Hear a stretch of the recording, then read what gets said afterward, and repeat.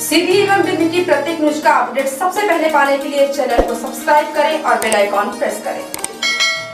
सीधी शहर के लिए परिवा की तिथि आज बड़ी ही दुखदायी साबित हुई।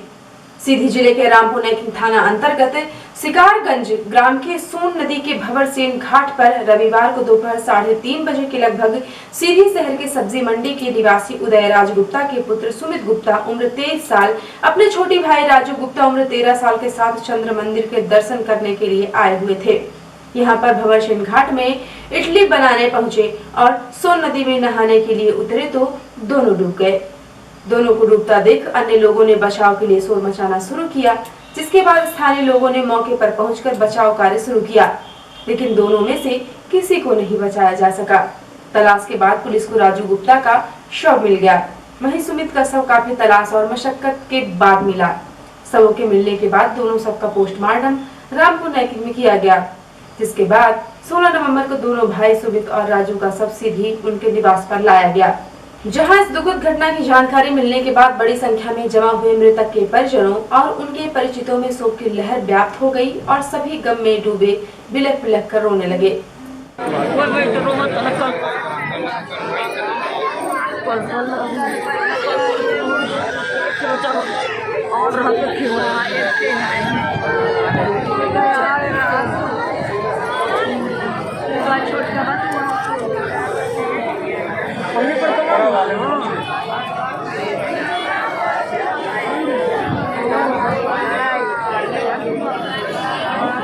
विलाप के बाद दोनों सगे भाइयों मृतक राजू और सुमित की घर से एक साथ 2 अर्थियां निकली, जिसे देखकर लोगों के कलेजे फटने लगे।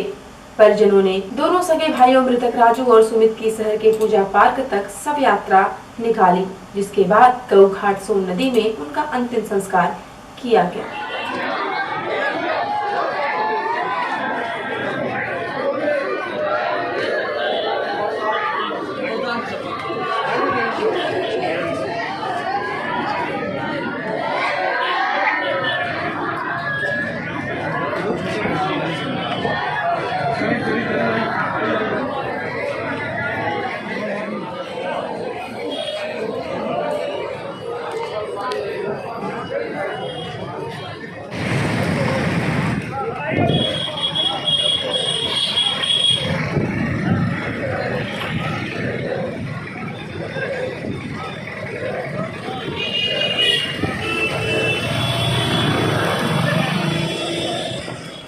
बताया गया कि उदयराज गुप्ता के 2 लड़के और 1 लड़की थी, लेकिन इस दुखद घटना में उदयराज गुप्ता के घर के दोनों चिराग बुझ गए। अब 1 लड़की उनके जीने का सहारा बची है। अब पूरा जीवन उदयराज गुप्ता और उनके परिजनों को दोनों सगे भाइयों मृतक राजू और सुमित की यादों के सहारे काटनी है। नवीन नेटवर्क परिवार मृतक के परिजनों को संबल प्रदान करने की कामना करता है।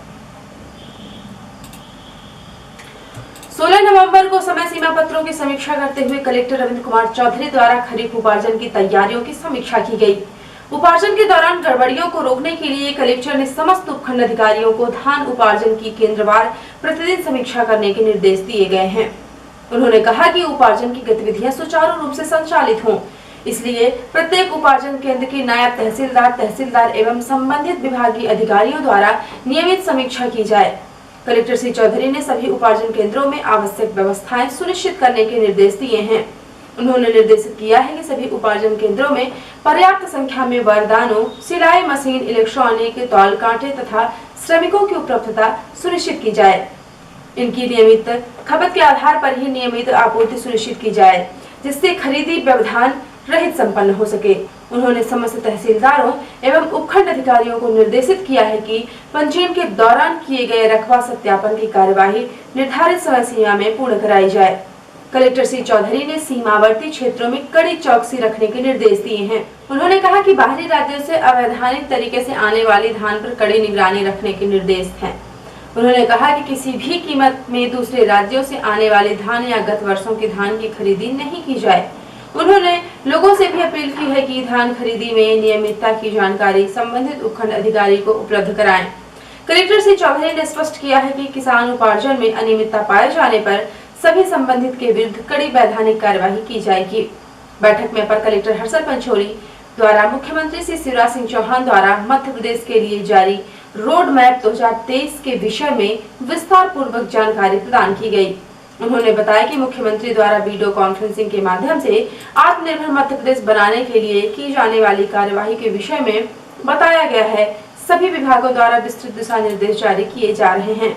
उन्होंने सभी अधिकारियों को उन निर्देशों के अनुसार कार्यवाही सुनिश्चित करने के निर्देश दिए गए हैं। बैठक में समस्त उपखंड अधिकारियों सहित जिला स्तरीय अधिकारी उपस्थित रहे।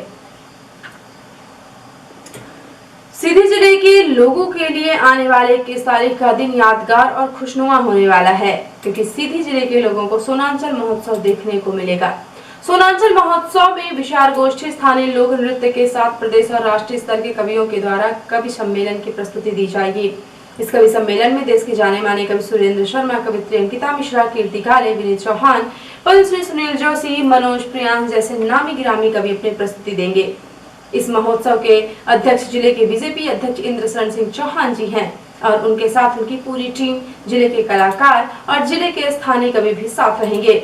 16 नवंबर को शहर के एक रेस्टोरेंट में आयोजित पत्रकार वार्ता के दौरान जिले की बीजेपी अध्यक्ष और सोनांचल महोत्सव की पूरी टीम ने मीडिया को कार्यक्रम की रूपरेखा की जानकारी दी और बताया कि सीधी जिले में लंबे समय से कोई इस तरह के आयोजन और प्रयोजन नहीं हो रहे थे, जिससे जिले की पहचान और जिले की लोक कला संस्कृति से वंचित हो रहे थे, जिसको इस कार्यक्रम के द्वारा उजागर करना, जिले का नाम रोशन करना ही हमारी मंशा है।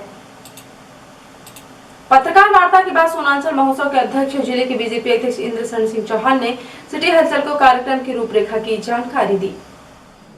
वस्तुतः आयोजन का मूल उद्देश्य है कि सीधी की जो एक संस्कृति है उसको आगे लाना, सीधी के जो लोक कला के कलाकार हैं उनको आगे लाना, और यहाँ बड़े साहित्य प्रेमी लोग हैं, तो तमाम अन्य जिलों में कहीं बिंद महोत्सव के नाम से, कहीं सिंगरौली महोत्सव के नाम से कहीं वो कार्यक्रम होते हैं।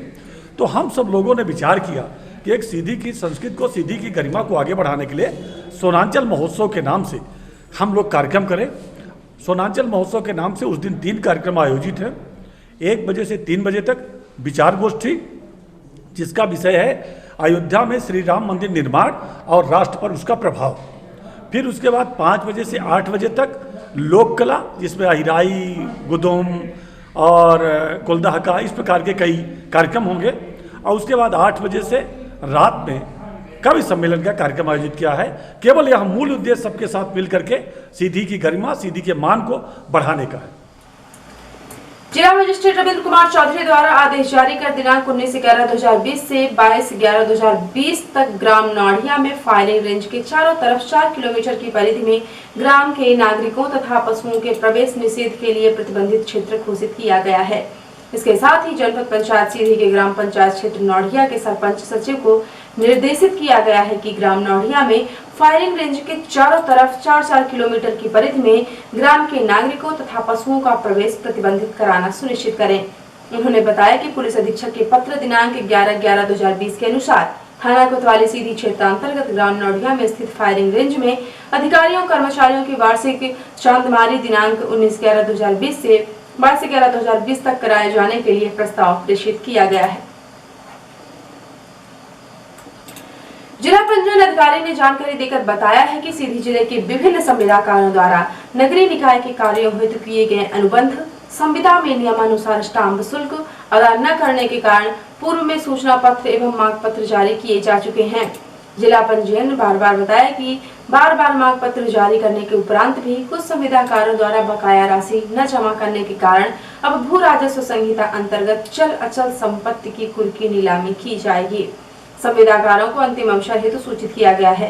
प्रमुख संविदाकारों जिनकी बकाया राशि शेष है वो संविदाकार रुद्र प्रताप सिंह, पिता हरिनारायण सिंह, निवासी चितरंगी, जिला सिंगरौली, पंकज कंस्ट्रक्शन कंपनी, देवघटा, जिला सीधी, मनीष कंस्ट्रक्शन कंपनी, अशोक प्रताप सिंह, संविदाकार अमहा सीधी, मेसर्स एस कंस्ट्रक्शंस कंपनी, संविदाकार पुरानी सीधी, जय सिंह, पिता रुद्र प्रताप सिंह, महावीर बाड़, क्रमांक 23 सीधी, भूपेंद्र बहादुर सिंह, पिता बिंदेश्वरी सिंह, संविदाकार ग्राम जमुड़ी खुर्द, धीरेन्द्र सिंह, पिता बंस बहादुर सिंह, निवासी बघवारी, रंजिता फर्नीचर्स, संविदाकार बस स्टैंड सीधी, पंकज कुमार, संविदाकार सीधी, प्रमेश कुमार द्विवेदी, पिता महेश प्रसाद द्विवेदी, नॉर्थ करमदिया सीधी, मार्तंड प्रसाद चतुर्वेदी नगर परिषद मझौली, लवकेश सिंह संविदाकार नगर परिषद मझौली एवं नीरज कुमार सिंह संविदाकार शामिल हैं।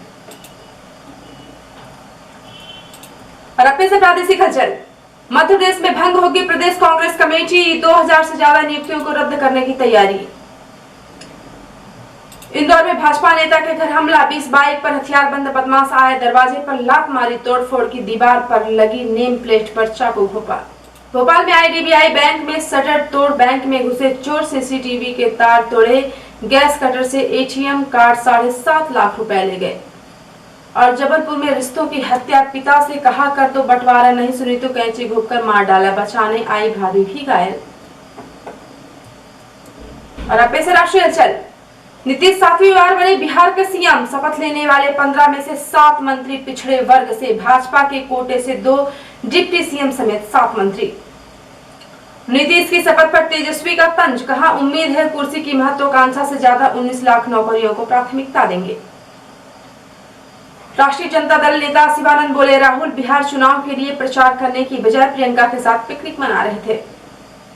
और बर्फ से ढके बद्री केदार धाम जम्मू कश्मीर हाईवे बंद, कश्मीर के 4 जिलों में बर्फीले तूफान की चेतावनी। और अब पेश है प्रमुख हलचल। भंवर से नदी में डूबकर मरे दोनों सगे भाइयों, मृतक राजू और सुमित के घर से एक साथ निकली अर्थियां, परिजनों पर टूटा गमों का पहाड़। समय सीमा की बैठक संपन्न, धान उपार्जन में अनियमितता पर की जाएगी वैधानिक कार्यवाही, कहा कलेक्टर रविंद्र चौधरी ने। 21 नवंबर को सीधी शहर के पूजा पाठ में होगा सोनांचल महोत्सव, कवि सम्मेलन, लोक नृत्य के साथ होगी विचार गोष्ठी, बताया इंद्र शरण सिंह चौहान ने। जिला मजिस्ट्रेट रविंद्र कुमार चौधरी ने वार्षिक चांदमारी हेतु प्रतिबंधित क्षेत्र किया घोषित। और जिला पंजीयक अधिकारी ने निकाय संविदाकारों के विरुद्ध वसूली को नोटिस किए जारी। तो ये थी आज की प्रमुख हलचल। यदि आप न्यूज फेसबुक पर देखते हैं तो पेज को लाइक और फॉलो करें, और यूट्यूब पर देखते हैं तो चैनल को लाइक, शेयर और सब्सक्राइब करना बिल्कुल ना भूलें। आप किसी भी न्यूज को तत्काल पढ़ने के लिए लॉगिन करें www.ntvIndianews.com।